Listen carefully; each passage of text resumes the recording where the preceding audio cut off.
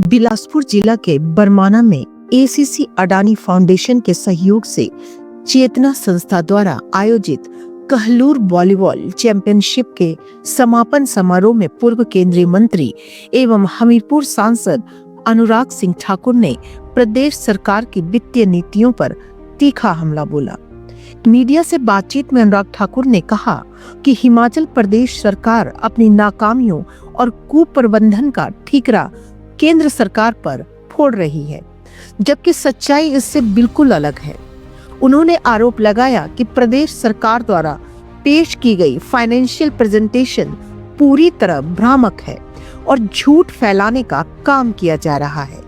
अनुराग ठाकुर ने कहा कि यदि संसाधन जुटाने, खर्च घटाने और बेहतरीन वित्तीय प्रबंधन पर उतना ही ध्यान दिया जाता तो आज हिमाचल प्रदेश 1,10,000 करोड़ रुपए के कर्ज के बोझ तले न दबा होता।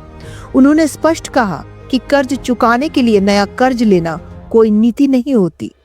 उन्होंने बताया कि रेवेन्यू डेफिसिट ग्रांट केवल हिमाचल का ही नहीं बल्कि देश के 17 राज्यों का बंद हुआ है। इसके बावजूद केंद्र सरकार ने 15वें वित्त आयोग के तहत ग्रामीण व शहरी निकायों और आपदा प्रबंधन के लिए 1,40,000 करोड़ रुपए दिए हैं। अनुराग ठाकुर ने आंकड़े गिनाते हुए कहा कि जहां पिछले वर्ष हिमाचल को 1,600 करोड़ रुपए मिले थे, वहीं इस वर्ष 3,744 करोड़ रुपए प्राप्त हुए हैं। अंत में अनुराग ठाकुर ने प्रदेश सरकार से आग्रह किया कि राजनीतिक आरोप प्रत्यारोप छोड़कर गंभीरता से वित्तीय सुधारों पर काम किया जाए और मिल बैठकर हिमाचल को कर्ज के दलदल से बाहर निकालने की योजना बनाई जाए। अफवाह फैलाने का काम और झूठ बोलने का काम राज्य की सरकार अभी कर रही है। उतना प्रयास कहीं संसाधन जुटाने के लिए, खर्च कम करने के लिए और बेहतर मैनेजमेंट के लिए किया होता तो शायद हिमाचल प्रदेश आज 1,10,000 करोड़ के कर्जे में नहीं होता। कर्जे का ब्याज चुकाने के लिए नया कर्ज ले लो, ये तो कोई नीति नहीं है। अगर 12वें वित्त आयोग से कहना शुरू किया था कि रेवेन्यू डेफिसिट ग्रांट को खत्म करना चाहिए, राज्यों को अपना आर्थिक प्रबंधन बेहतर करना चाहिए, अपने कर और जुटाने चाहिए, खर्चे कम करने चाहिए, तो फिजिकल डेफिसिट कैसे कम होगा? राज्य ने इस पे कोई काम नहीं किया। आपके टैक्स कैसे ज़्यादा इकट्ठे होंगे, उस पर कोई काम नहीं किया। ना आपने आमदन बढ़ाई, ना आपने खर्चा कम किया। क्या केवल हिमाचल का बंद हुआ? नहीं, 17 राज्यों के रेवेन्यू डेफिसिट ग्रांट को बंद किया गया। इससे केंद्र सरकार का कोई लाभ नहीं है। ये 1,40,000 करोड़ रुपया रूरल लोकल बॉडीज और अर्बन लोकल बॉडीज और जो हमारा आपदा प्रबंधन है उसके लिए जाएगा।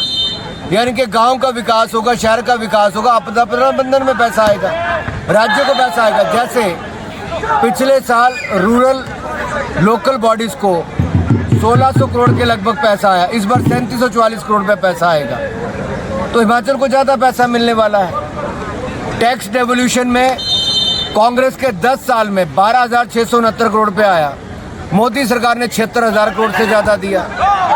फिर जो ग्रांट इन एड आती है, कांग्रेस ने 10 साल में 50,000 करोड़ दिए, मोदी सरकार ने 1,40,000 करोड़ दिया।